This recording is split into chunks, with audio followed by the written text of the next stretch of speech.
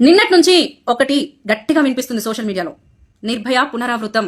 అసలు ఇంత నిర్భయ కేసు పెట్టాల్సిన పనికిమాలని పని ఏం చేసిరంటే, అసలు ఇలాంటి మనుషుల్ని చూస్తే నరకాల అని కూడా అనిపిస్తుంది. ఢిల్లీలో ఒక ఘోరమైన సంఘటన జరిగింది. అసలు ఏం జరిగిందంటే, ఒక అమ్మాయి వాళ్ళకి రెక్కాడితే గానీ డొక్కాడని సంసారం, వాళ్ళ ఇద్దరికి 3 పిల్లలు. ఆమె పీతంపురంలోని ఒక ఫ్యాక్టరీలో పనిచేస్తుంది. సాధారణ మహిళ, మామూలుగా రోజులాగానే ఫ్యాక్టరీకి పోతుంది వస్తుంది. అయితే మే 11వ తేదీన ఆ రోజు ఆమె కొంచెం లేట్ అయిందంట. రాత్రి చీకటి మామూలుగా నడుచుకుంటూ వెళ్తుంటే అక్కడ సరస్వతి విహార్ బస్ స్టాప్ ఉందంట. అక్కడ ఒక ప్రైవేట్ బస్ ఉంది. వాళ్ళ దగ్గరికి వెళ్ళి, ఇది యాక్చువల్ ఎక్కడ అంటే రాన్బాగ్ ప్రాంతంలో ఉంటుందంట ఢిల్లీలో. అక్కడ మామూలుగా కండక్టర్ డ్రైవర్ బస్ లో ఉన్నారు. మామూలుగా టైం ఎంత అవుతుందన్న పాపానికి వాడు యాక్చువల్ గా వాళ్ళు చేయాల్సిన పని ఏంది, టైం ఎంత అవుతుందో చెప్పాలి. లేకపోతే మీకు భయం అవుతుందా, ఒక మామూలుగా ఆలోచించే మనిషి అయితే మీకు కొంచెం భయం అవుతుందా, మీతో పాటు కొంచెం తోడొస్తా లైట్ వర్క్, అది ఏదో ఒకటైనా చెప్పాలి. వాడు అది చేయలే ఇది చేయలే. అమ్మాయి ఏజ్ వచ్చేసి 30 years అండి.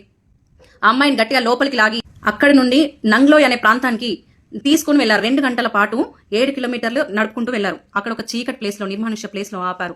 2 గంటల పాటు కండక్టర్ మరియు డ్రైవర్ ఒకరి తర్వాత ఒకరు ఆమె పైన అత్యాచారం చేశారు. ఒక్కసారి ఆలోచించండి, ఆమె ఎంత గోస్ అనుభవించింది ఉంటుంది. తర్వాత ఆమె హాస్పిటల్లో టెస్ట్ కూడా చేశారు. తర్వాత ఎక్కడైతే పోలీస్ స్టేషన్ లో కంప్లైంట్ రేజ్ చేసిందో తర్వాత ఈ కండక్టర్ డ్రైవర్ ని పోలీసులు అదుపులోకి తీసుకున్నారు. ఈ కేసును వచ్చేసి నిర్భయ కేసు కింద పెట్టాలని చెప్పేసి ఫిక్స్ అయిపోయారు. ఎంత దారుణం అండి. ఎన్ని కేసులు జరుగుతూనే ఉన్నాయి. కొంచెమన్నా మనుషులకు భయం అనేది ఉందా? ఇట్లాంటి ఎవరు పట్టించుకోరు. రాజకీయ నాయకులు పట్టించుకోరు, పోలీసులు పట్టించుకోరు.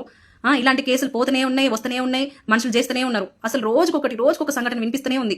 అసలు ఎవడన్నా ఆగుతున్నాడా? అసలు సమాజం ఎటు అవుతుంది? వాళ్ళకి ఎందుకు భయం అయితే లేదు? అరే మనం ఏ రోజు ఏదైనా తప్పు చేస్తే రేపు మన పరిస్థితి ఏంది? జైల్లో ఇంత మంది అదైతురు, మరి మన పరిస్థితి ఎట్లుంటది? మన ఇంట్లో వాళ్ళని ఎవరు చూసుకోవాలని కొంచెం మన వాళ్ళకి అనిపిస్తలేదా? అంటే ఒక మహిళకి స్వాతంత్రం రాదా అండిగా? ఆమె నడిచింది మామూలుగా ఒక 7-8 అయి ఉంటుంది అంతే, ఇంకెక్కువ కూడా కాలేదండి. మరి నైట్ కూడా ఆ టైంకి నువ్వు అంతా అజ్జేసిరంటే, మీరు ఎప్పుడో చెప్పాడు కదా గాంధీ, ఆడది ఒంటరిగా నడిచినప్పుడే స్వతంత్రం వస్తుంది అని చెప్పేసి. అది రాదండిగా. ఇలాంటి వాళ్ళకు కఠిన శిక్ష, అట్లాంటి శిక్షలు పడితే గానీ, ఎప్పటికప్పుడు ఎన్కౌంటర్లు, ఉరి శిక్షలు పడితే గానీ జనాలు మారరు. ఇట్లనే పోలీస్ స్టేషన్లకు పోతాం, కూర్చుంటాం, చిప్పకుడు 4 రోజులైనాక ఇంటికి వస్తాం, మళ్ళీ యథావిధి. ఇలానే జరిగిన రోజులు జనాలు అయితే మారరు. ఎంత క్షోభ అనుభవించుంటుంది. ఆమె royal travels and cargo sleeper bus అట, ఆ బస్సును కూడా స్వాధీనం చేసుకున్నారు.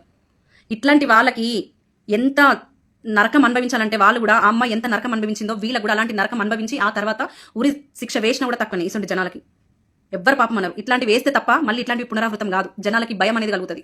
జనాలు మాత్రం చాలా ఆగ్రహం వ్యక్తం చేస్తున్నారు. గవర్నమెంట్ ఏం చూసుకుంటుంది, పోలీసులు ఏం చేస్తారు అనేది చాలా అడ్జేస్తున్నారు. అండ్ ఇంకొకటి జాగ్రత్త, అమ్మని కూడా మీ అక్క చెల్లె గిట్లనే ఉంటే నువ్వు హెల్ప్ చేయవా? అట్లనే అనుకోవచ్చు కదా. ఒక మనిషి కన్ను ఎంత దారుణమైందంటే, ఇలాంటి వాళ్ళకి కఠిన శిక్ష పడాలని ప్రజలు చాలా కోరుకుంటున్నారు. దయచేసి ప్రభుత్వం ఇలాంటి వాళ్ళకి కఠిన శిక్ష వేయండి. మీరేమనుకుంటున్నారో ఈ ఘటన గురించి మీ అభిప్రాయాన్ని కామెంట్లో షేర్ చేయండి.